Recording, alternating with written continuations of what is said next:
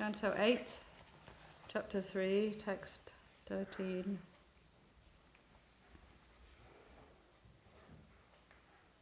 And the titles of the chapter is Prayers of Gajendra.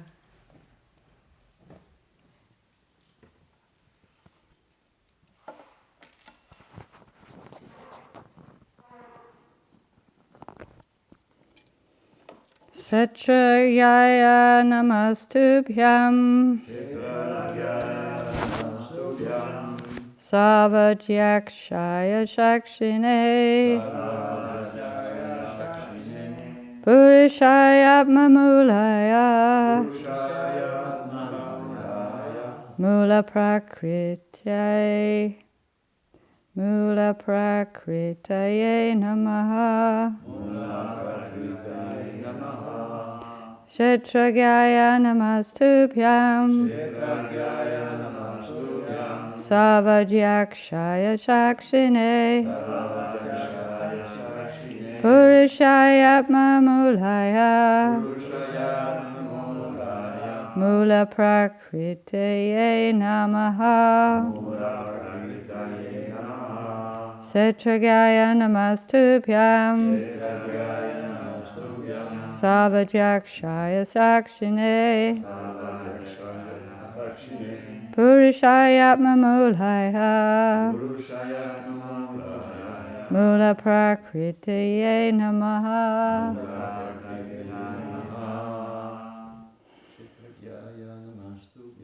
Kshetragaya namastubhyam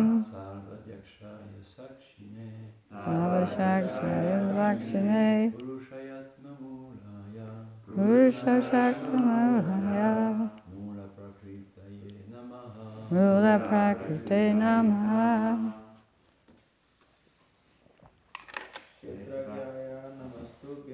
Kshetragaya namastubhyam Sarvadakshaya Sakshine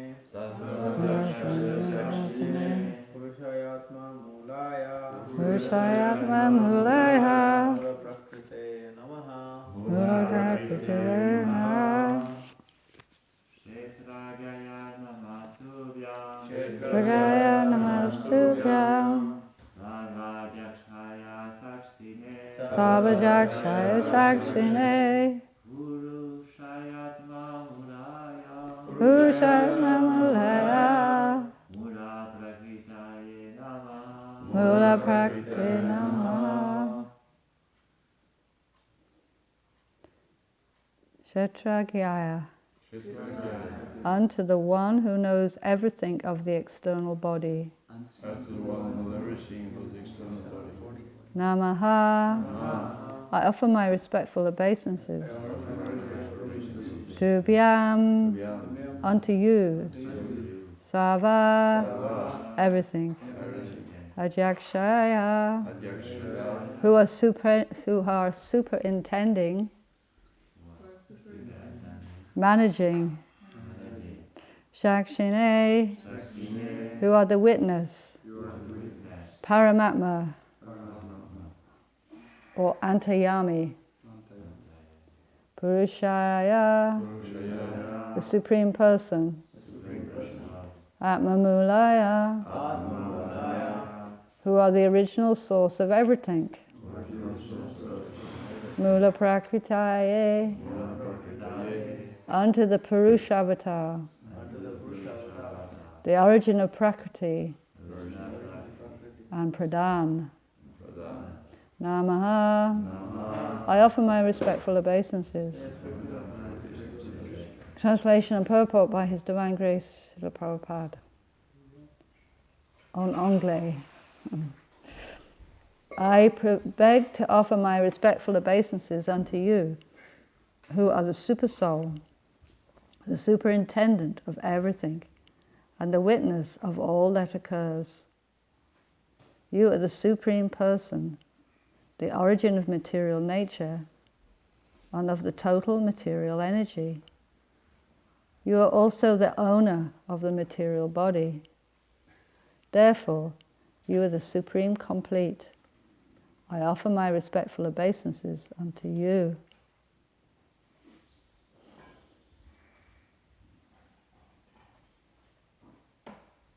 So this is Gajendra the elephant speaking to Krishna. And he's... Anyway. In Bhagavad Gita 13.3, the Lord says, Kshetragyam chapimam vidi sarva kshetrashu bharata. O scion of Bharat, you should understand that I am also the knower in all bodies. Every one of us is thinking, I am this body, or this is my body. But actually the truth is different. Our bodies are given to us by the Supreme Proprietor. The living entity who is also Kshetragya, or the knower of the body, is not the body's only proprietor. The actual proprietor of the body is the Supreme Personality of Godhead, who is the Supreme Kshetragya. For example, we may rent and occupy a house, but actually the owner of the house is the landlord. Similarly, we may be allotted a certain type of body as a facility with which to enjoy this material world, but the actual proprietor of the body is the Supreme Personality of Godhead. He is called Sarvajaksha, because everything in the material world works under his supervision. This is confirmed in Bhagavad Gita 9.10, wherein the Lord says, Maya jakshena prakriti suyate sacharacharam. This material nature working under my direction, O son of Kunti, is producing all moving and unmoving beings. From Prakriti, or material nature, come so many varieties of living entities, including aquatics, plants, trees, insects, birds, animals, human beings, and demigods. Prakriti is the mother, and the Supreme Personality of Godhead is the father. Aham bija pradapita. Prakriti can give us material bodies, but as spirit souls we are part and parcel of the Supreme Personality of Godhead. This is confirmed in Bhagavad Gita 15.7. Mamavam sho jivaloke jivabhuta sanatanaha. The living entity, being part and parcel of God, is not a product of this material world. Therefore, the Lord is described in this verse as Atma Mula, the original source of everything. He is the source of all existences, Bijamam Sarvabhutanam. In Bhagavad Gita 14.4, the Lord says, Sarvayonishu kanteya murtaya sambhavantiya tashambhrama mahadyonia aham bija pradapita. It should be understood, this translation of that is, it should be understood that all living entities in all species of life, O son of Kunti, are made possible by birth in this material nature, and that I am the seed-giving Father. Plants, trees, insects, aquatics, demigods, birds, beasts, and all other living entities are sons or parts and parcels of the Supreme Lord. But because they are struggling with different mentalities, they have been given different types of bodies. Manasastani, Indriyani, Prakriti-stani, Kashati. Bhagavad Gita 15.7. They have become sons of Prakriti, or material nature, which is impregnated by the Supreme Personality of Godhead. Every living entity in this material world is struggling for existence, and the only salvation or relief from the cycle of birth and death in the evolutionary process is full surrender. This is indicated by the word Namaha. I offer my respectful obeisances unto you. So these prayers are very philosophical. You can understand it Gajendra, the elephant, had a very deep understanding of reality. Yeah? It's like that when you read the prayers. They don't just say, "Oh, Krishna, we love you, you are so wonderful and so beautiful," but they state all these amazing truths about Krishna, Krishna's diverse potencies, and his actual position regarding the whole of the rest of creation or existence. The prayers of Lord Shiva, or the prayers of Prahlad, or the prayers of, so many, Lord Brahma, Lord Indra, personified Vedas, so many prayers, Akrura. They all have these long philosophical explanations of who Krishna really is.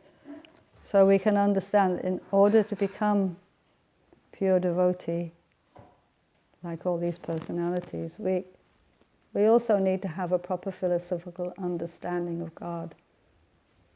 Sentiment is not enough. We need jnana and vairagya. We need knowledge and renunciation. So Prabhupada's books are full of knowledge of Krishna. Of course, it's also devotional, because Prabhupada is Bhakti Vedanta. Veda is knowledge and Bhakti is devotion. So it's a devotional understanding of God. So that's what Gajendra has. Because only by being a devotee you can understand Krishna. So Prabhupada in the purport, he speaks about the two signs of Kshetra Gya. So Kshetra is the Sanskrit word meaning a field, and Gya means the knower.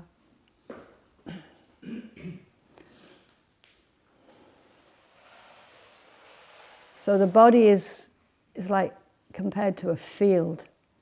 So if somebody gives you a field, you can do something like Gopaswami Prabhu, he has a field and he's growing some spinach and some herbs and some flowers, and there's some wheat and there's some potatoes and different things in his field. Similarly, Jaladuta has his field, he's growing marigolds and beans and chickpeas and amaranths and tomatoes.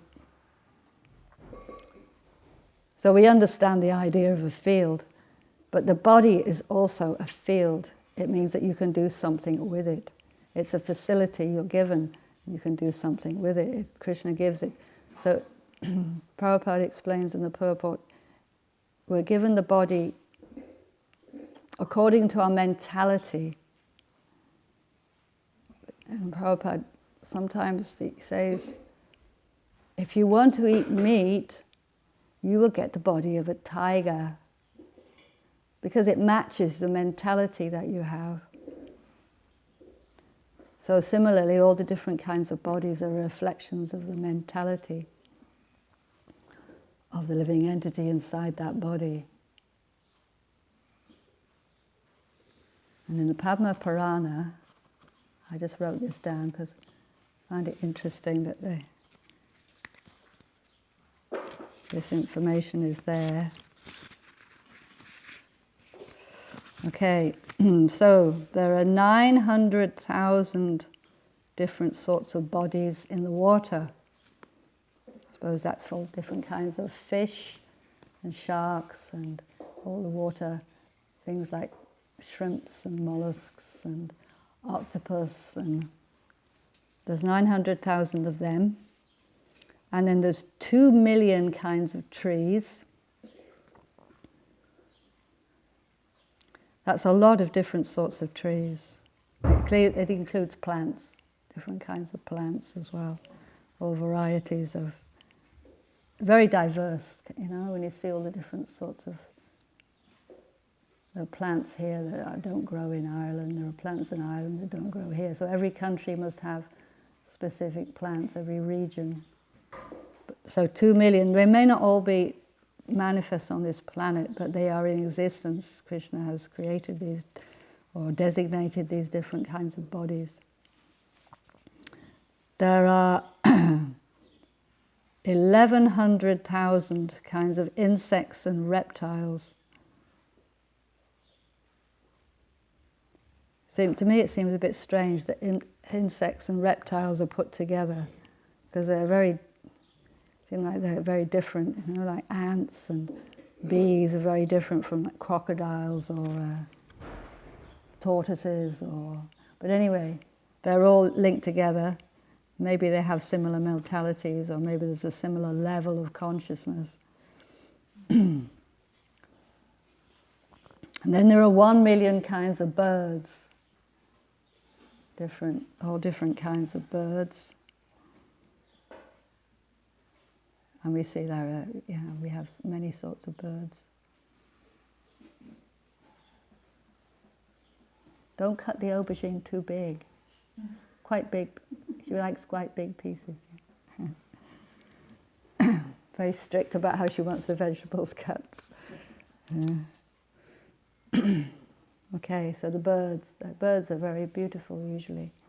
A manifestation of Krishna's artistic ability. All of nature is, but birds especially, Prabhupada says, birds manifest as Krishna's design, beauty, design, ability. Okay, so there's 3 million kinds of quadrupeds. And quadruped is an English word meaning 4 legs. Chatuspad, 4-legged creatures. So there's 3 million of them. That's a lot. Cows and hamsters and rabbits and, so many different kinds of deer and giraffes and hippopotamuses, and we probably couldn't think of 3 million kinds, but there's a lot. At least on this planet there's a lot of them. And there are 400,000 kinds of humans. Again, that's a lot of different sorts of human beings, different subspecies of humans. And apparently that includes things like fairies and goblins and dwarves and, what do they call this, yetis and wolfmen and all humanoid forms. Again, we don't necessarily see them all on this planet. And it's just a side point, but people think that they've extinguished, not extinguished, exterminated, or a particular kind of species has become extinct. But actually it's not extinct, it just may be extinct on this planet. It's not possible to wipe out something that Krishna's done. Krishna wants in existence, it exists somewhere else. And there are some forms that used to be on this planet, but no longer. There's a form, I think it's a lion's body and a head of an elephant. There's somewhere in Mayapur they have the picture, and it's like carving. And the way into the temple they have these gopuram, and then the carving they have these animals, a lion body and an elephant head. So there used to be these creatures. Obviously, there used to be, bigger creatures and dinosaurs and things. Anyway, that's just a resume of all the creatures and the bodies that you can get. If you want to be in the material world, there are plenty of bodies to choose from. But the idea is that we recognize our position as the soul separate from the body. And Prabhupada says in the purport how most people are thinking that they are this body. I am this dog, or I am this bull, or I am this mosquito, or I am this human being, I am this man, I am this woman, I am French, this is me. But Prabhupada says, actually the truth is different. Our bodies are given to us by the Supreme Proprietor. So Gajendra, he's not thinking he's a body. He's thinking he's a soul, and he's praying to Krishna to be saved from the body. So this story of Gajendra it illustrates the point of reincarnation. Yeah, some people struggle to accept reincarnation because they've been conditioned otherwise. But in the Bhagavatam or in Vaishnava society, it's just a given. It's a given fact. And I think still now in India, most people, they just accept it's a fact of life that we go from body to body. So Gajendra, in his previous life, he was a king, King Indradyumna, and he lived in the south of India, in Tamil country. And he offended one rishi, who was a rishi, Devala rishi. He offended him. And so rishis can get angry. And so he cursed him. He said, "You will become an elephant." So, yeah, an elephant. You become a dull elephant. So elephants are not known for being highly intelligent. So he was put in this body. But because as a king, he'd been very, very pious, being South Indian, a good chance of being very pious. And he'd learned these prayers. So these prayers that he's speaking now, it's like the soul. The soul remembers spiritual things. Yeah, the soul has certain ability to carry with it, spiritual development comes with us, and also mentality. And if we're not pure, we will carry also a material mentality, certain desires, and we also carry karmic reactions via the super soul. He makes sure that we get our karmic reactions according, good or bad. So that was the elephant. And then the crocodile that the elephant meets, this crocodile, when he's bathing, he's enjoying in the heavenly planets. And he meets this crocodile. So the crocodile is a demigod. And he offended, is it? Funny name, huh? Huhu Maharaj. But he offended, I've got it written down. I'm confused, I've got two pieces of paper. Huhu was a Gandharva. He was cursed by Devala Rishi. Okay, and Gajendra was cursed by Agastya Muni, sorry. Okay. Gajendra was cursed by Agastya Muni, he became the elephant. And Huhu was cursed by Devala Rishi. So they both were cursed, but the curse turned into a benediction. So that's often the case, often the case, is you get the curse, but the curse is a benediction. In the end, everything turns out okay in the end. In this case, because they were both struggling in these animal bodies, but they met. And of course, being animals in the animal world, there's a lot of aggression and competition. It's more gross. In the human society also, but it's not so gross usually. So the crocodile decided he was going to eat the elephant, or try to, and he attacked him. So then this prompted Gajendra to offer these prayers because he realized that the crocodile was getting the better of him and he was going to have to face death. So better start praying. So it was very good. He remembered to pray. He wasn't thinking, "Oh no, my wife, my children, oh no, what's going to happen? I'm going to die, horrible, suffering, crocodile, no." And panicking. No, he was cool, cool-headed. He was praying. So hopefully we also can have that, presence of mind to be able to pray to Krishna when the time of death comes.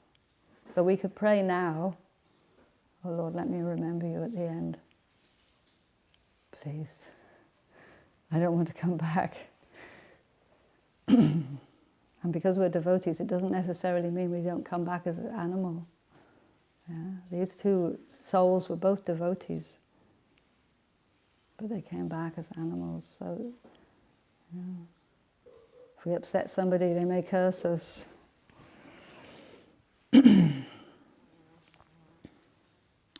So Gajendra is praying, and then Lord Vishnu appears a little bit further on after the prayers. the Lord Vishnu appears, and he personally comes. He could send somebody else. He could send anybody to rescue the elephant. But he comes personally because he's impressed by Gajendra's devotion. Krishna is very attracted by devotion. It says in the beginning of the Nectar of Devotion, it says that Krishna becomes subordinate to somebody who's pure devotion, has pure devotion. So he appeared with this Sudarshan chakra, which is like a disc, like a spinning disc. But it's a razor, like a razor. It's like as if you had a round razor. But it's like one of those blades you have on a table saw, but big.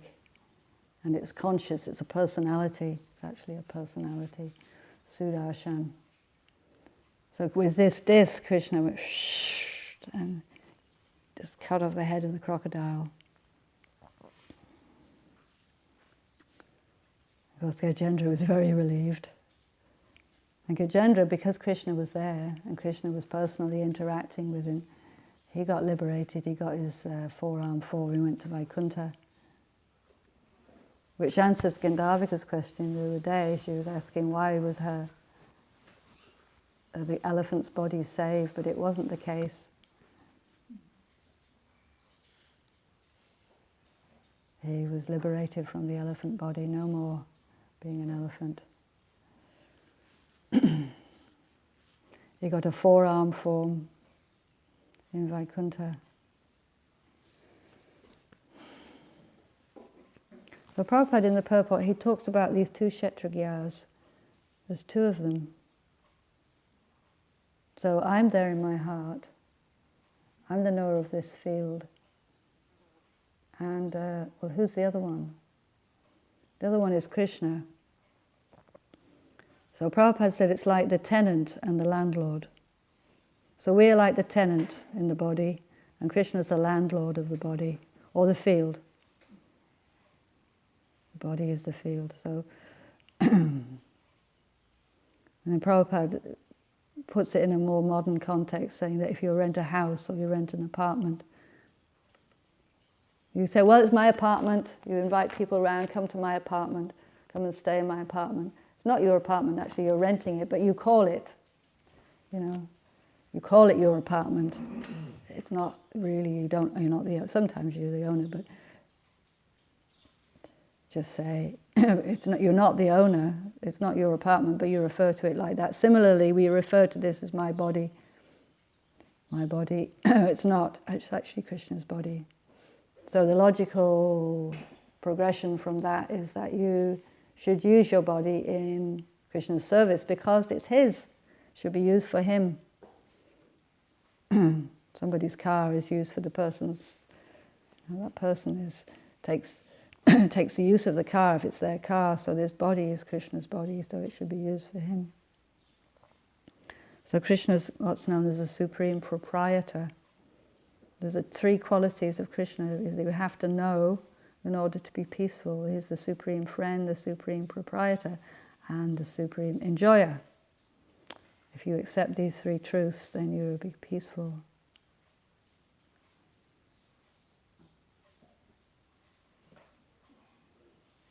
So in the last couple of days, this issue of impersonalist has come up. What impersonalism has been raised. So the impersonalists say that the Lord in the heart and the Jiva in the heart, they're the same. And the Vaishnavas say, no, it's not the same. The Krishna is there and he's the supreme, and then the subordinate Jiva is there.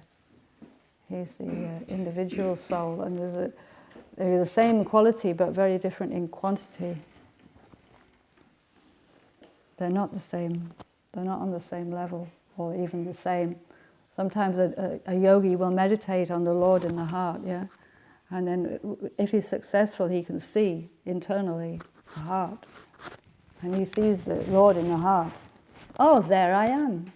He thinks it's him. but it's actually the Supreme Lord in his heart. Yeah, he's seeing the Lord. He's not the Lord. Yeah? But they like to think that they are. So the impersonalists like to think they can become one with God. But this is the ultimate atheism. It's atheism. So there are two schools, the two very broad categories of philosophical understanding.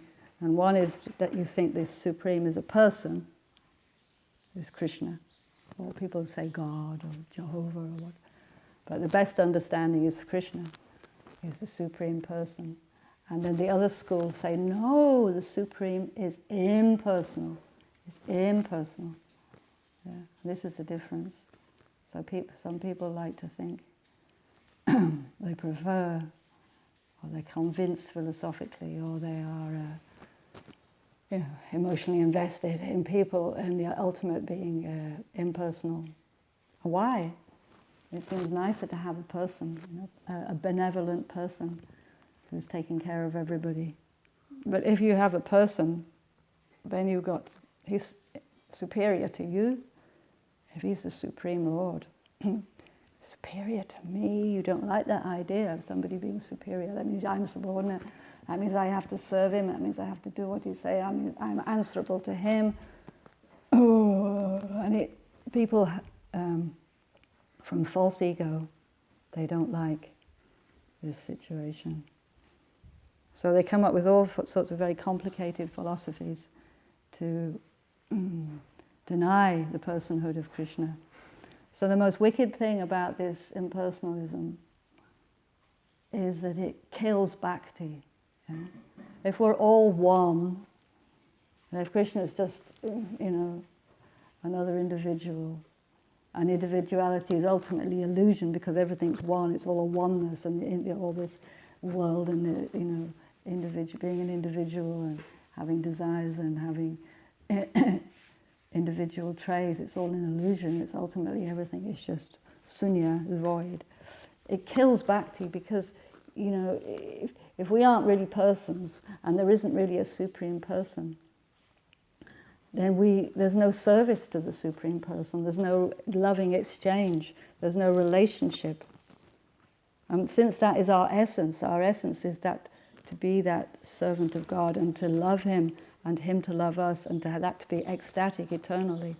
And that's what we're meant for, that's our existence, is to love God and, to be always in rapture of love of God.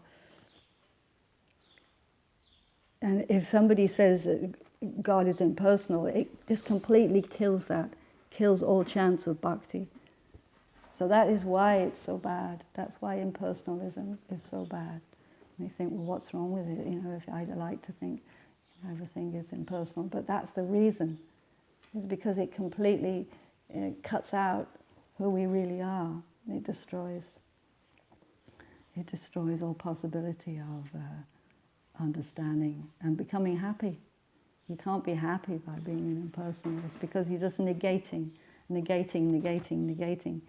That doesn't create anything positive. It's just, there is no love, there is no feelings, there is no existence. Nothing exists. And that's the Buddhists. They will say, this world is full of suffering, which is true. It is true. And they say, so we just have to void out. But this is not the answer. The answer is to understand that beyond this world, there are loving relationships, ecstatic, eternal loving relationships of ultimately variegated, varieties of relationships, and rasa is endlessly creative. Krishna is always having newer and newer relationships with each jiva. Yeah? And if we forget that, if we negate that, we can never be happy. We can never have be who we really are. We can never understand our real existence. And we are stuck in a very limited, packed up in this material body, and we can never really expand, because the soul is very, very powerful and expansive, but we're in a material world, we're packed in, like a compressed file. When you compress the file to send it, we're like in the heart, but the soul actually wants to come out, we want to come out and be. So this is why we get this taste, this nice taste in Krishna consciousness, is because we're starting to relate with Krishna again. We're starting to feel that, the happiness, the reality is there. Instead of being, this nasty impersonal situation of negating. We will forget that Krishna, forget his loving service to him, forget this, bhakti, just be impersonalist, and it's not nice. It's never happy. So then but this being a person and having a loving, it means that we have to be subordinate to Krishna. We have to accept his superior position. And if we don't like that, then we become, covered. So it's really our choice, If we can intelligently understand Krishna's position, then we can intelligently act to surrender to Krishna, which is what Gajendra is doing. So we can learn from the elephant. We can learn from the king of the elephants. Okay.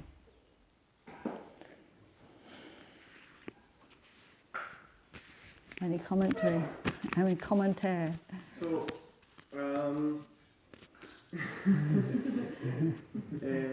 okay.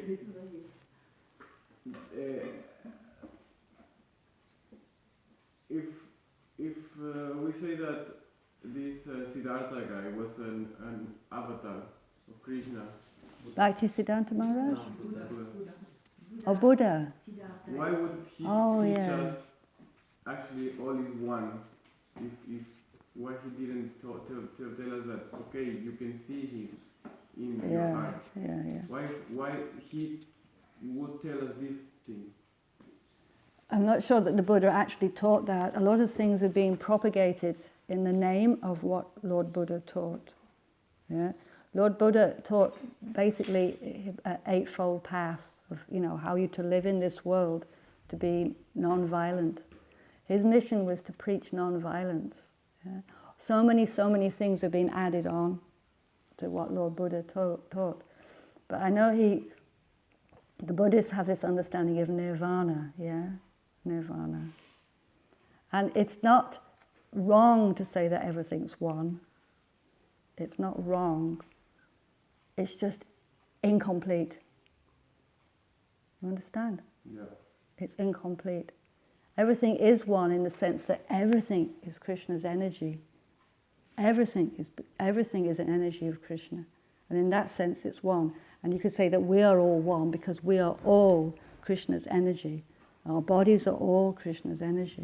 So it's not wrong to say it's all one. But the higher understanding is that there's a supreme person who's the source of that energy.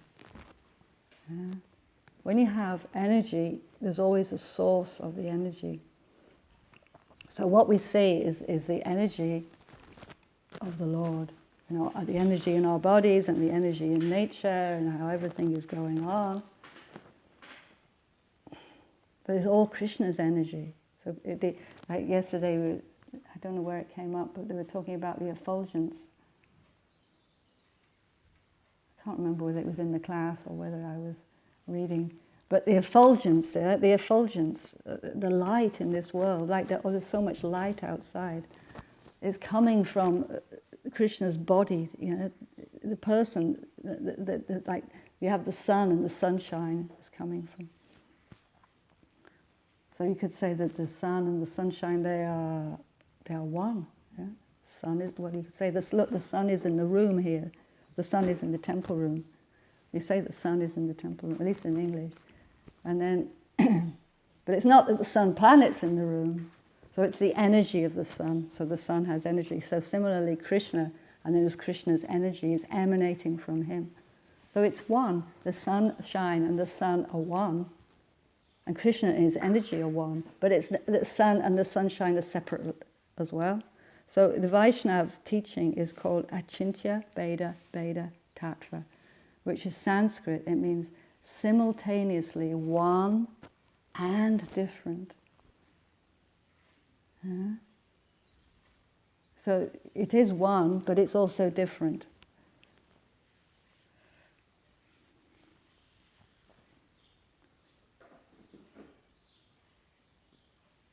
So Lord Buddha taught up to a certain point, like Lord Jesus Christ also taught up to a certain point. They didn't give the whole... It's like when an avatar comes, and there have been many, many Buddhas, it's only the most recent Buddha, that we're aware of. And he's actually predicted, his appearances are predicted in the Bhagavatam. But whenever an avatar comes, he has a certain mission, a certain project, if you like. So when Lord Buddha came, his particular mission was to stop the violence. People were taking the Vedas, the Vedic scriptures, and they were killing animals all the time. Because in the Vedas there's a sanction for animal killing in the name of sacrifice. So people would sacrifice animals to please Lord Shiva. Yeah, they would do this. And it was got out of hand, like things do. People start doing things and then they start doing it more and more and more and more. There's a tendency like that.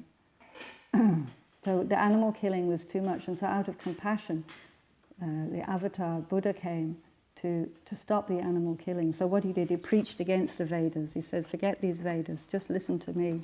I am the only source of real knowledge, and he just gave them this non-violent life. And he preached ahimsa, ahimsa paramo dharma. He said the highest principle is dharma.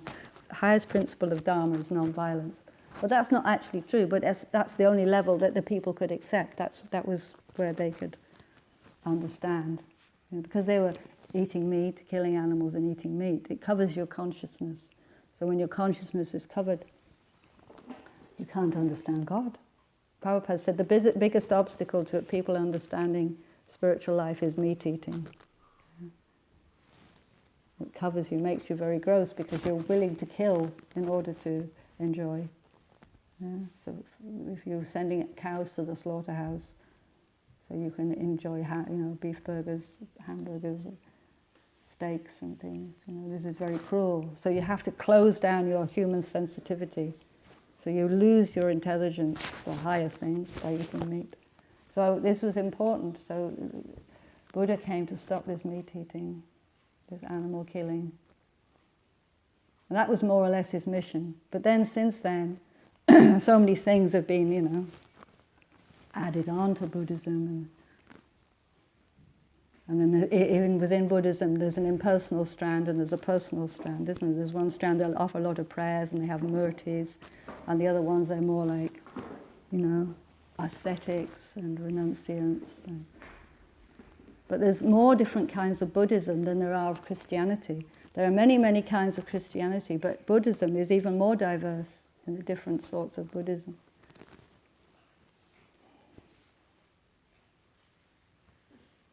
Anyway, that's the Vaishnava understanding, that everything is one and it's not one. We're all human beings.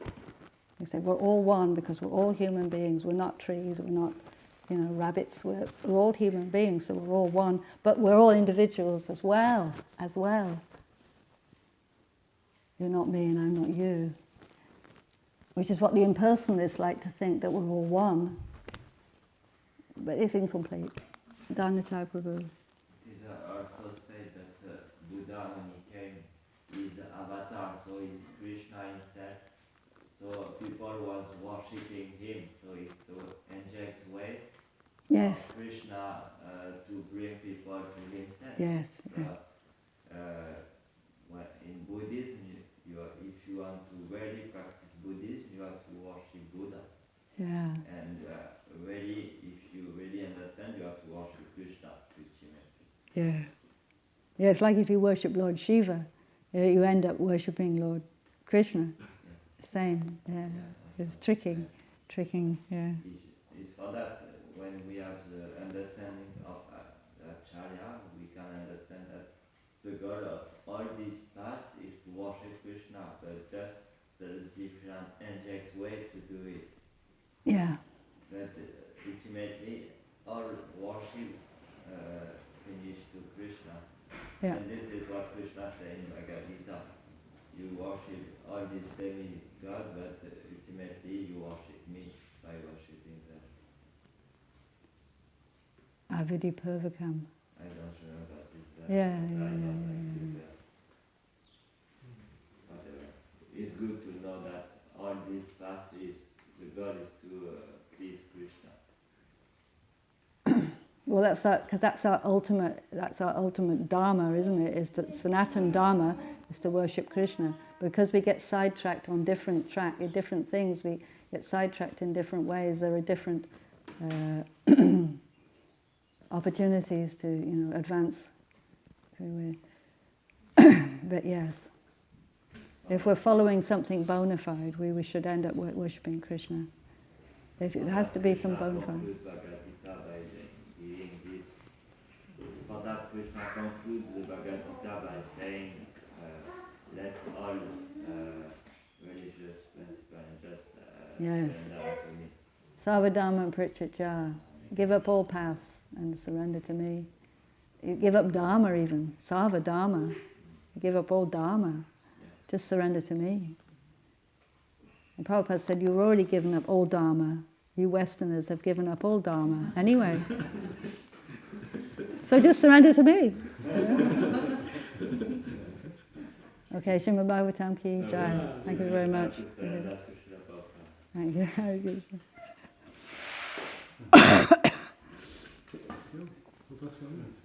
Oh yeah, sorry. Oh. No. So one thing is, as you said, thank you. Thank you. I didn't ask your permission. I realized. Impersonalism kills love. Impersonalism. Yes. Kills love. Yeah.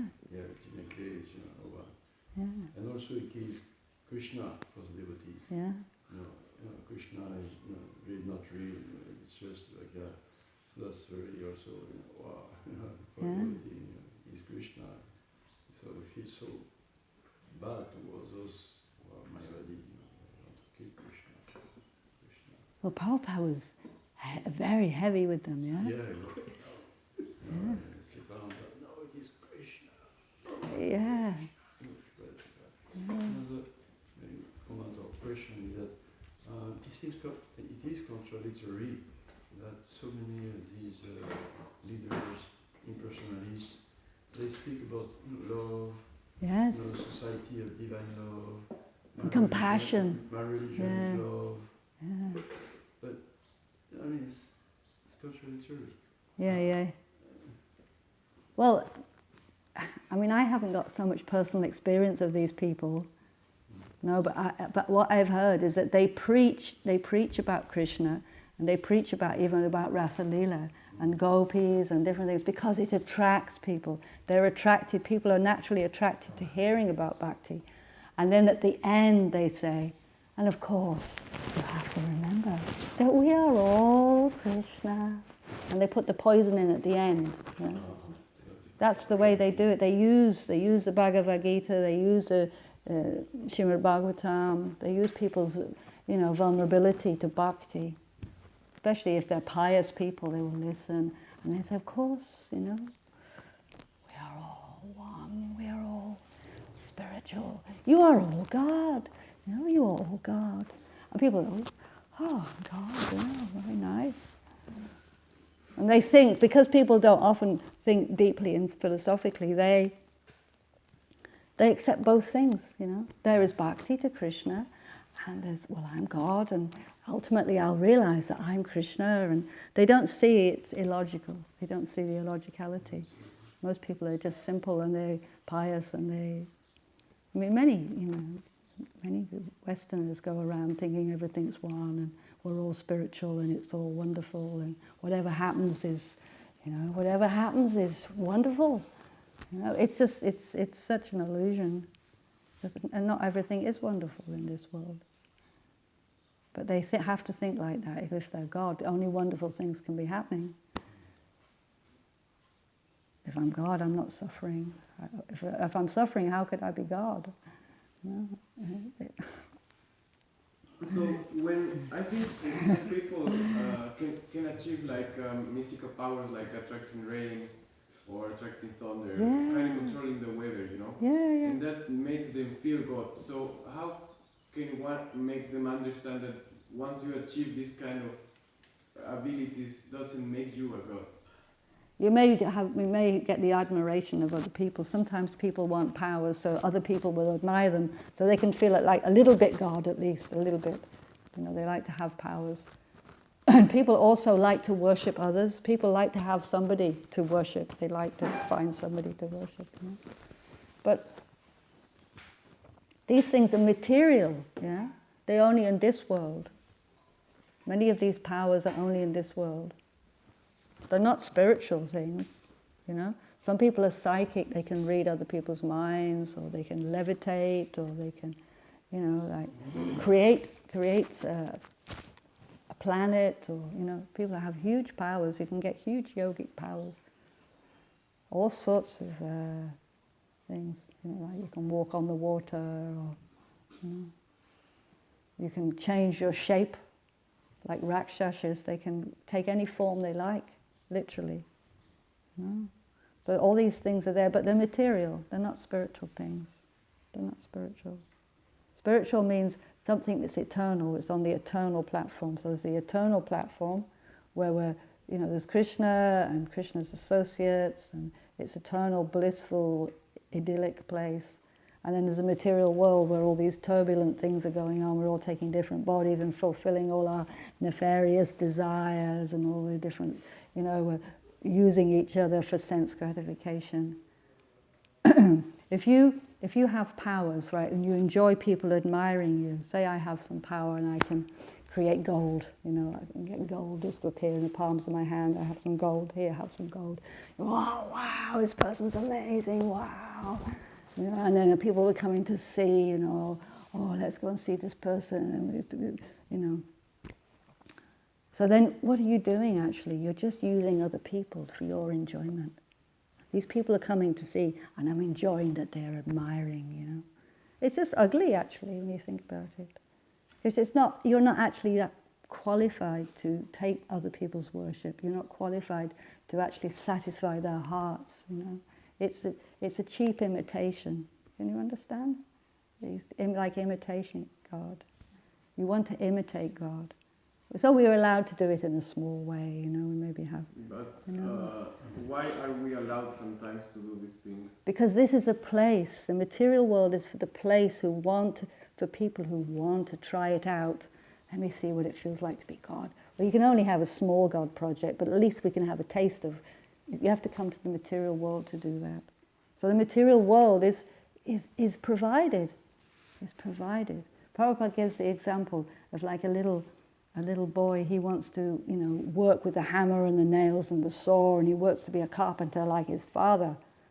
But he's too small, so his father gives him a little play set. So the material world is our play set. You know, we can play having powers and controlling people and showing off and being a big this or that, and, you know, be a king or, you know, world-class footballer, or we can be a, you know, run a multinational company, or just be an ordinary enjoyer, getting drunk at the weekends, you know. But it's all actually in defiance of God. Ultimately, it's a defiance of God. And that's the real root of it all. They say that the root of this world is envy of Krishna. So anything we do in this world is based on envy of Krishna. So it's unhealthy, you know. It's not nice, actually. When you see that point, it's actually a very stark truth, you know. Then you start to be, it sobers you up, you know. And you can actually see it's true. You can see that everything we do in this world, it actually has some effect, a negative effect on others. Everything materially, spiritually motivated things have a beneficial effect for everyone.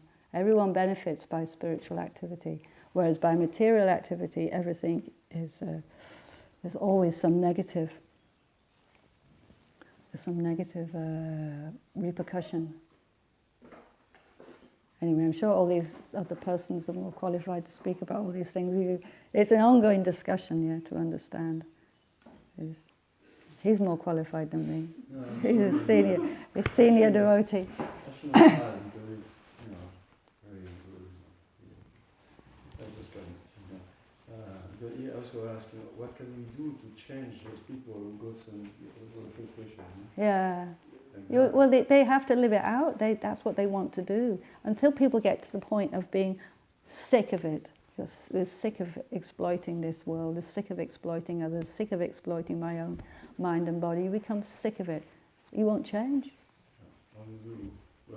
We have examples in the scripture, the big ones, big, really powerful, finally they're proud, and they make offense to the little devotees involved. And then, Krishna intervenes and takes them away their power all of a sudden. And So either they make offense, or by the special mercy of Krishna, and as Chaitanya Mahaprabhu, Nityananda Prabhu, just got them chanting, simple chanting, this is even higher than my power, it's more blissful. So it's offense or attraction, or get sick of it. It takes a long time sometimes to get sick of it. When you get sick, then you embrace, isn't it? Then you'll embrace Lord Chaitanya's mercy. Prabhupada said that.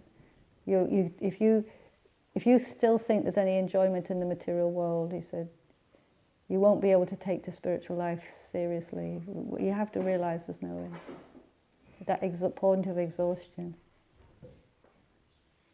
Yeah, but Lord Chaitanya has come, yeah. So he can just flood of love of God, and that washes everybody away, yeah? Even the impersonalist can be... Because if you taste the love of God, if you taste the pleasure of bhakti, then everything else is like, no problem, get rid of it, You can throw out the dry bread if you have pizza. Hare Krishna.